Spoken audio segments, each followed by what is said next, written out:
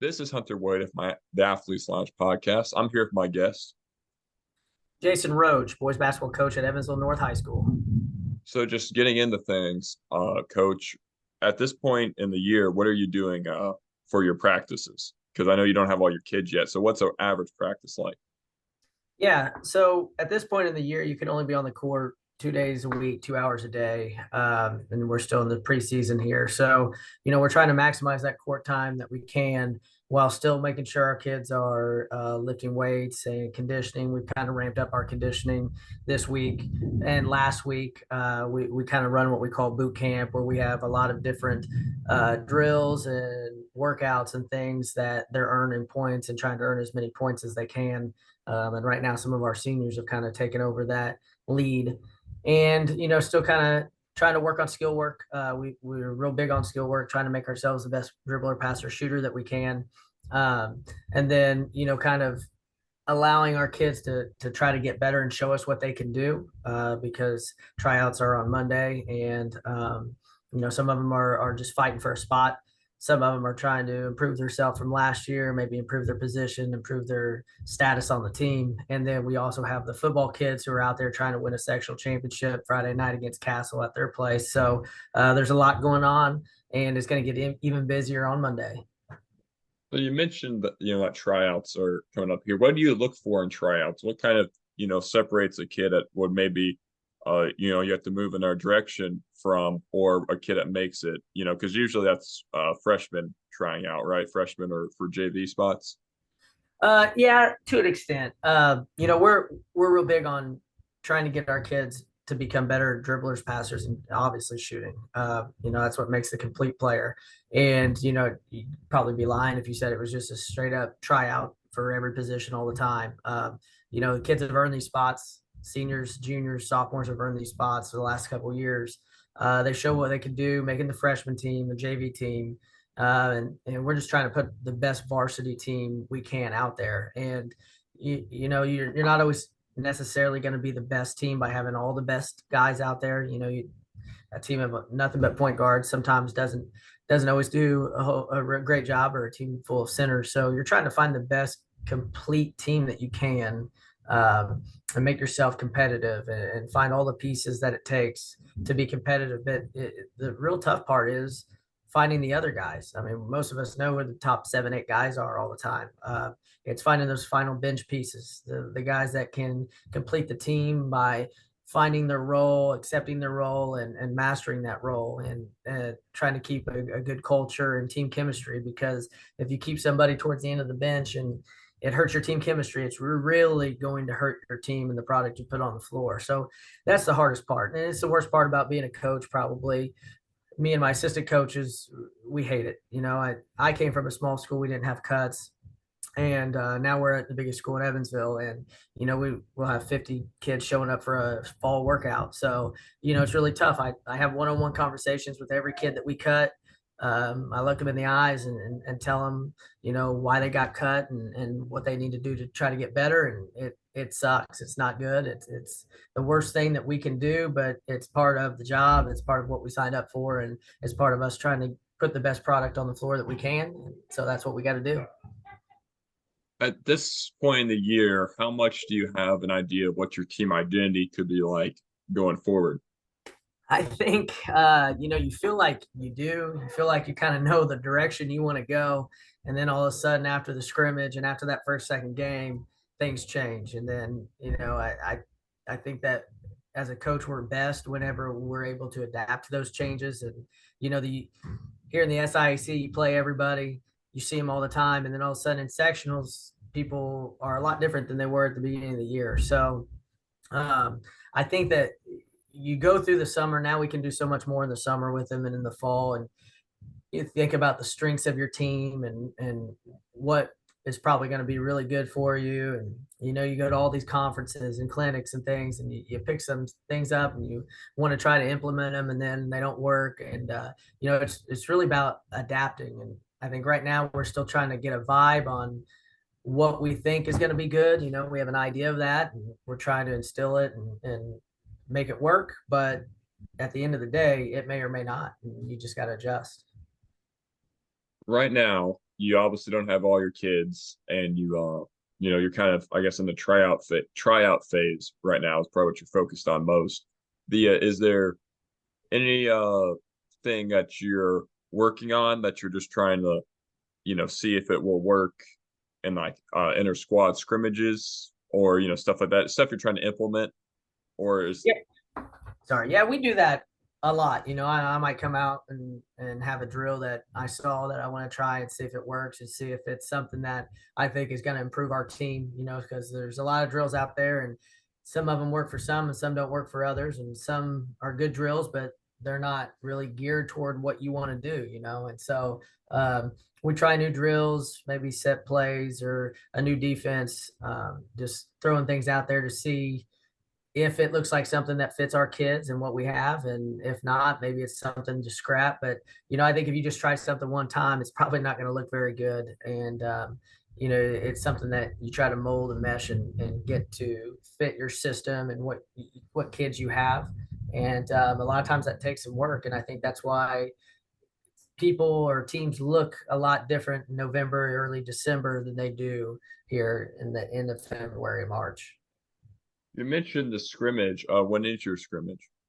We're scrimmaging Boonville on Wednesday. I believe it's what, let me pull up here, double check. Wednesday, November 15th is when we're scheduled to scrimmage them. So is there anything that you want to, what's the biggest takeaway, the biggest thing you're looking for at the scrimmage? Usually, effort, number one. We want to have great effort. Defensive intensity is something because, we're probably going to look a little rough on offense. We're probably going to have bad spacing. We're not going to always knock down shots, but those are things that you can really control is your effort and your defensive intensity. And then, we're going to play a lot of guys. We'll play pretty much every guy on our bench, give them a chance, see what they got. Just kind of who is starting to gel a little bit together and mesh well together. And then who's starting to accept certain roles and who's starting to kind of see what role they can play and what they can do to help the team win. And, we've got a lot of guys back this year. We've got every one of our starters back. We've got another senior in Luciano Perry who was with us in the junior high and then transferred away and came back and was ruled ineligible last year, who would have been a starter for us. And we've got Ashton Smallwood, who transferred in from Bossy, who he's a starter for them for a lot of years and could definitely start for us. So we have everybody back and we think we know what we have, but we also have two big time key components that we're still kind of a little bit unsure of. How big is your team? This looking right now, how tall do you think they are? We go back to Coach Stifler's days. I think he said it might have been maybe 2006 or something. He gave me a date. He thinks we're the biggest team that they've had since some of those years. We've got a 6'9" kid that's a junior in Kellen English, who's come a long, long way. We've got Caden Gelhausen, who's about 6'6", Lucci Perry, who's 6'5", Bryson Chapman, who's 6'4", 6'5". So we've got a lot of length and size to us. We take the weight room real serious. We lift all year long. They lift right now in their weight training classes during the day for the most part. So we feel like we're big and physical. We think that we've got something going in that aspect, and we're going to try to hopefully take advantage of it. But it definitely seems, even with our point guard and Braden Hebner, who's now about 6'2", maybe, he's got real long arms though, and he's quick. So he gives you the illusion he might even be a little bit bigger. So we think we've got a lot of length and size to us this year that we haven't always had in the past. So when you're that much bigger, when you're that big of a team, is there any emphasis to play a slower game, a more maybe post-orientated game?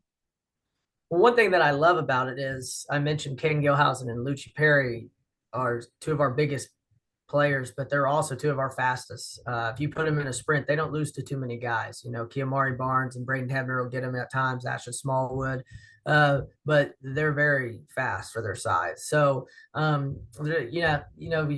we got a couple football players who are going to join us who bring a lot of athleticism, but everybody knows that football shape's a lot different than basketball shape, and it could take some time. But I think that our depth actually is more of a asset than even our size.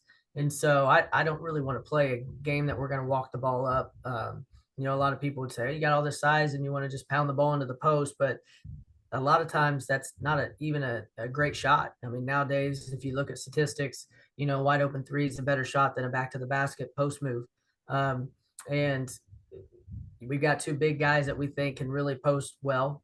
But it's tough to sometimes have two post players down low because then the spacing gets clogged up and it takes away some of the drives from our athleticism on the wing. So, um, I don't think that you'll see us walk the ball up too much early on in the season.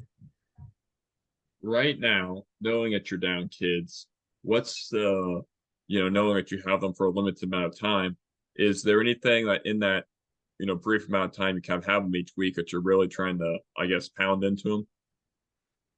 I think the big thing will be getting back into shape, just getting out there on the court, going as hard as you can for as long as you can, and then being ready to sub out and having a great attitude about it. One of our starters last year was Caleb Harris, who's also one of our best football players. And, he helped win the game last Friday night. They gave him a lot of handoffs. He scored a few touchdowns, and he's taking a beating out there, but he knows that he's a great football player. He's probably going to play in college. But when he comes to basketball, he's probably not going to be in basketball shape, and it's going to take a while. But we need him to give his best effort when he's on the floor, go as hard as he can. That's what helps get him in basketball shape. And then, when it's time to sub out, give that guy a five, tell him who he's guarding, and cheer him on the bench. You mentioned that your first game, or we talked about how your first games in late November against Princeton. Are those first couple games, maybe even couple weeks, kind of assets to try to get the kids back in to shape? Maybe they don't mean as much win loss as they do just getting everyone back into shape and making sure things run right. Yeah, I think that when I was kind of growing up, I always thought that I'm okay to lose a game November, early December, if we're doing it in a way that tries to improve our team and gets us more prepared for March, because the ultimate goal is, you know, doing the best you can in March, being ready for that postseason, Indiana basketball, being ready for sectional play. And so, Princeton's a really good team this year. They've got everybody back who played varsity for the last couple of years. And Coach Brown's a good friend of mine. He does a great job, and he's going to have those guys prepared and ready to go. And they're going to be a tough match. They had a great summer. We saw them at a couple events. They shoot the ball really well, and it's going to be a tough matchup for us. But it'll be one where we see, there's not a lot of scouting that's able to go on early in the season. So this is going to be one that we're going to try to do some things that we feel is going to help us and best prepare us to compete in our conference and to win our sectional. And so that's, you always got to keep that long-term goal ready and in the back of your mind, and preparing your team to compete every single game and to be ready to go. But the ultimate goal is to be playing your best basketball at the end of the season. You've been there for 7 years now. How has your coaching style evolved from when you took the job to now? Um, I think, my time at Bossy really helped out, knowing what the SAIC was all about. And just being able to know that each and every night's going to be a grind, and it's tough. That's a tough conference. It's a tough conference to win and compete in. But then look at our sectional; it's even tougher. And I think that always kind of having that mindset of it's a marathon, it's not a sprint. Always trying to refocus each and every day, practice. I think that I've taken a lot of drills out, things that I just thought had to be done every day or at least every other day. Things that I thought were real important, but looking back and trying to analyze after the seasons, I'm not sure that they did a lot for us. I try to take that out and make it more of a competitive atmosphere at practice, one that is big on developing reads and reading what is going on. and then trying to make our skills better. And so, it seemed like early in my coaching philosophy was a lot of drills. I got to drill for this, I got to drill for that, but trying to take away some of those things, and instead of having a drill for everything, have a few drills that do a lot of different things, and emphasizing those things, and then trying to teach our kids how to play the game of basketball as opposed to just drilling it. You mentioned that you kind of wanted to get your kids better at ball handling, shooting, and you had a third thing earlier, and now I just blanked on it. Passing, Passing, shooting, there dribbling, we go. passing. Yeah. The is Are those the three skills you look at most, or is not defense a second thing, but can defense be a little bit secondary when you just already naturally have that much length on the court? So it's defense comes easier to people when they're a lot longer. Yeah, I think that I probably need to focus on defense more because we don't always play at the best. But going in, I was always defensive mind. This kind of even answers your last question. Going in to coaching, I was always kind of more defensive minded, and then once you become a head coach and you get blown out, you think, you got to be able to score some points too. Um, I think that you got to try to mesh both of them together. Defense is something that a lot of times you can get better at with a lot of heart and intensity and playing it hard. In which case, a lot of kids like to take it off. They like to take possessions off. Uh, and then what I've noticed in high school too is, if you're shooting the ball really well, then your defense usually picks up, which it kind of should be opposite. If you're not shooting the ball well, you hope that your defense picks you up. But we are always kind of looking at who can guard the basketball. We play a lot of one-on-one in practice, and I say that, but I feel like we're one of the worst on the ball defending teams all around all the time. But we're always trying to get better at it. We're always trying to emphasize it, trying to find ways to improve our skills. And a lot of times it's just about locking in and staying focused and being in the right position. That's gonna help you. Obviously athleticism helps on the defensive end a lot more. Length helps on the defensive end a lot more. Strength helps. But if you get your kids to just buy in, lock in to do their job, defense is about five guys playing as one, not just one guy guarding all the time. So that's what we're always trying to get at in the end. How do you I guess delegate tasks between you and your staff?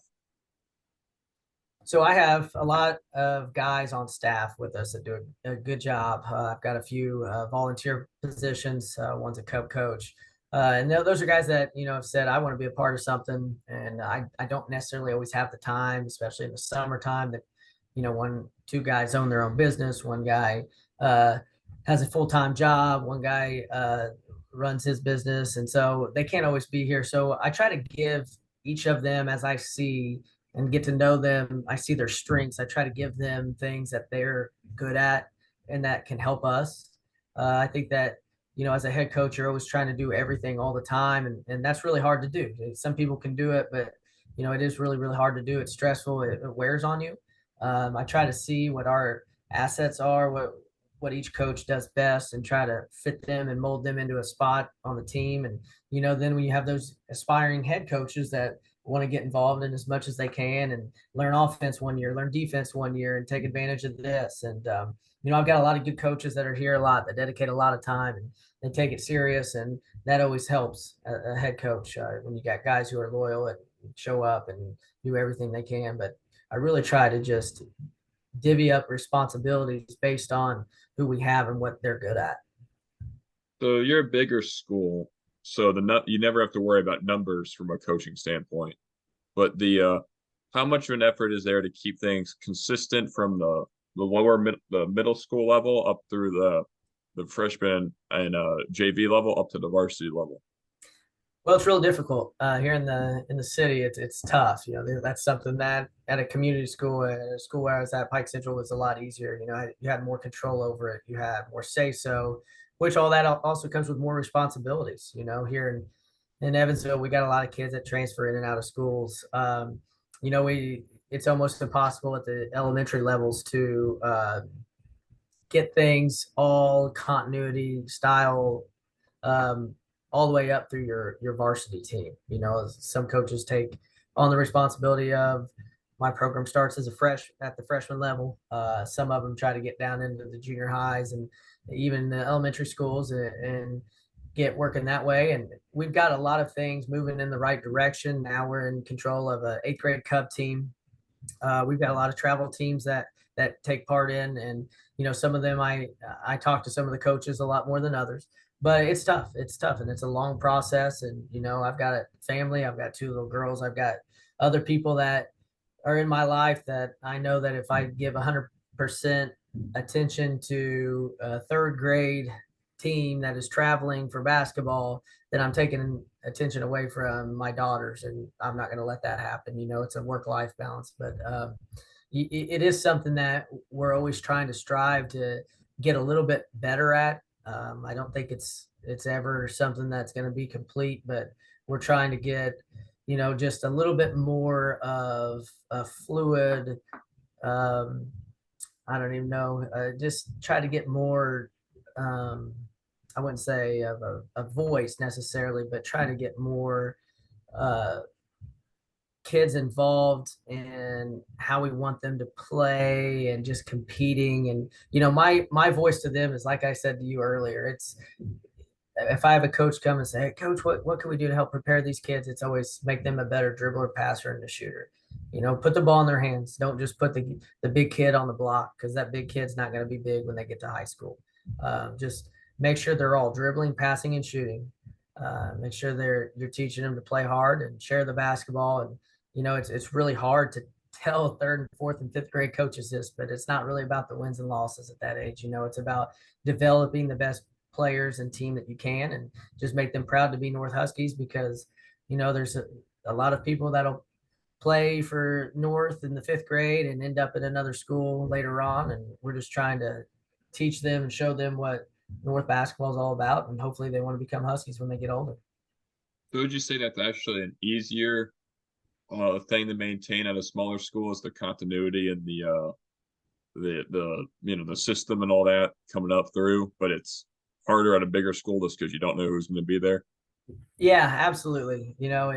I had a lot of say so on who my eighth grade, seventh grade, sixth grade coaches were at Pike Central, what they were running. And, it was really focused on that one team. We had cuts, but you wouldn't cut very many kids. And, here at North, there could be 4 or 5 travel teams in the fifth grade. So I do think it's a lot harder. And, it's also good because that means that, like you said earlier, you're going to have a lot of numbers. You don't have to worry about the number of kids who are trying out. And, you get you pick from that larger number. So there's pros and cons to everything. It just depends on how you look at it and how you want your program set up. And like I said, we're always tweaking things and trying to make them the best that we can. But, the best thing isn't always the best situation. So, we got to take what we have here at North and adjust it to how we think it's going to be best. Is there anything that at Pike Central you learned that you kind of had to throw out, but when you got to North?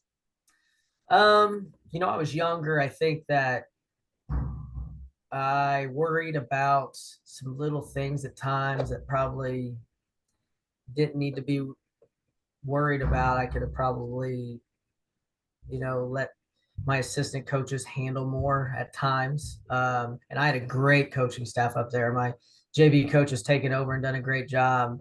One of my coaches went on to be a college assistant. So we had a great staff. We were young, but we had a great staff. And I think that just probably your philosophy changes a little bit each year. It adapts each year. The kids and the school itself changes a little bit each year. You're never going to have that same team. So you never treat the team the same as you did the year before. Or, you're always trying to just do the best you can with what you have. What can you learn from, I guess, you know, what can you learn from when kids are in seventh and eighth grade? Is there anything you can even take when you see them? Or, because, growth spurts happen and kids that end up being the tallest end up being like the shortest on teams. Is there anything you can even take from seventh and eighth grade to apply to, your level? I think one thing at that age is you just want to be around them and interact with them and get to know them a little bit. Try to develop that relationship, let them know who you are, let them know kind of what you're all about, and let them know that they're important to your program too. We had an eighth grade Cub tryout. It looked like probably about 2 weeks ago now, and I spoke to him at one point and told him the story of a couple years ago, our sectional championship team. That senior class was a really special class, and we had a guard, Matthew Bunnell, who's a phenomenal 3-point shooter. His dad's a former coach here at North. He was one of the bigger kids in the eighth grade. There's a picture of him and Cameron Gelhausen in the eighth grade, and I told these eighth grade Cub team that in the eighth grade, Matthew Bunnell was taller than Cameron Gelhausen. We have a picture of it, and now Cameron Gelhausen's 6'6", playing as a walk on at UE, and Matthew Bunnell's actually he kind of goes in full circle. He's a student manager at UE, so he played baseball for a year at Danville Community College, but he's still the exact same size he was in the eighth grade. So it's not really about getting them ready for high school at that age. It's really about getting them to compete and have fun, becoming a better basketball player, and then getting to know you and your program and trying to get them excited to be a Husky. Well, let me formulate my next question here. I had it, just slipped out of my brain. The right now, you know what your team is. Well, no. Here, scratch that question. What was it like when you won sectional, but then you had so many seniors who moved on? What's the expectations for the year after that? Well, we knew we were losing a lot. I think we lost like 90 something percent of our scoring. Luckily, we had two kids who played a lot of important minutes in Cameron Gelhausen and Braden Hebner, and they were sophomores. So we had them coming back. And we knew it would be rough. We knew it would be tough for us. And we played a lot of that junior class, that sophomore class going into juniors. We played a lot of Hebner and Gelhausen's class last year. And we kind of thought that we would be able to compete. We would win some games. We kind of let 5 of them slip away last year, but we thought that they would be able to compete, but it was almost like a 2-year process. Like these guys are now taking over, and we were going to do the best we could and get this thing ready to go and let these guys. They're going to see some bumps and bruises at times, but get them that experience that they needed. And I think that's why we dropped a few games at times. Is because that experience, we weren't quite ready. We weren't quite prepared, maybe as far as having that experience before, because we did have a group of 7 seniors the year we won sectional. But I also look at it again like we are now. We've got a really good senior class, a really good sophomore class, and it's kind of about meshing those two together, but yet not giving up on what our seniors can be. We think it's a really special class, and if that means that our best team is keeping a few more seniors, and that's probably what we're going to do. We want to make sure that we do everything we can for the senior class, because it's the last time they're going to be able to play this game here at North. So we're going to go all out for them and try to do the best we can. But we also think we have some pretty talented sophomores that we can sprinkle in there and get them some experience as well. Sorry about that. Winding down here, what's the goal for this season? I think that I never really put wins and losses in a goal. I like to say, we want to go out and compete every night. We want to get better every day. That's always our ultimate goal. Our motto has kind of always been the same, and that's pound the rock. That's just keep chipping away, keep chipping away. These seniors would tell you that they want to win sectional. They want to bring another sectional championship home. We've had 2 since I've been here, and we haven't been able to get over that hump in regional. And so I think these seniors would tell you the same thing. Like, we want to go as far as we can. I don't like to say we want to win a sectional, because I felt like at Pike Central I did that, and the following year we were just okay with winning another sectional. We weren't okay with taking that step, because it was kind of we won sectional, we did it. I don't like to make goals that are achievable and then you achieve them and it's like, oh well, we did it. We just want to try to continue to get better and better every single day. Just chip away at it and be the best player and the best athlete and the best student we can each day. That's really all I have prepared question wise. Is there anything you want to get out there before we wrap it up here? No, thanks for doing this and bringing attention to the sporting community here for these high schoolers. And I think it's awesome.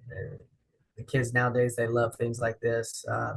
I'm sure you love to do it, and then that's why you got into it. And I think that's a cool thing. I just think that there's some really good basketball teams here in Southern Indiana. We don't always get recognized all over the state like they do up in Indianapolis and Fort Wayne. But we have our conference. The SIAC is one of the toughest around, and it's a grind. We got great coaches, great players, and it's really fun and exciting. For coaches, it can be a headache and can really wear on you. But I think that these kids deserve the attention. They work hard, and just to represent Southern Indiana like that, and for you guys to get the word out, I think it's awesome. Well, this has been Hunter Wade at the Athletes Launch podcast, and thanks for coming on, Coach. Appreciate you having me anytime. Keep up the good work. Hey guys, this is Hunter Wade at the Athletes Launch podcast. Please like, share, and subscribe where you can. Thanks.